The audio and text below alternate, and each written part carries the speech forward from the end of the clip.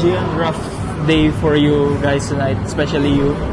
Just talk about ano ba yung parang naging depensa sa inyo ng Blackwater. That's why you kind of struggled offensively. They adjusted with the switching and we switched our action. So, ayun. And then siguro the shots weren't falling. The shots were there. I think we executed them. The shots were there. They weren't falling lang. So, hopefully the next game makabawi kami.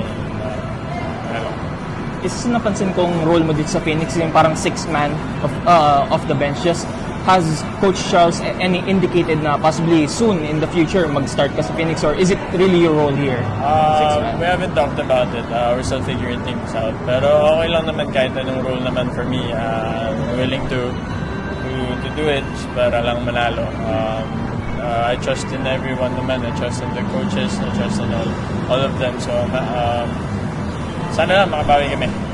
And hopefully ako, ang dami ko pang kulang ang dami ko pang nawawala pa ako. So hopefully sa mga next games and practices catch up na rin ako. Isa sa alam kong next game niyo is rain or shine. May parang added motivation ba heading into that game for you?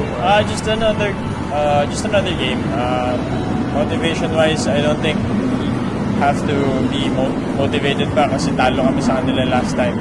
So I think these guys, lalo na galing kami talo, talagang gusto namin makabawi and gusto namin makapag-playoffs.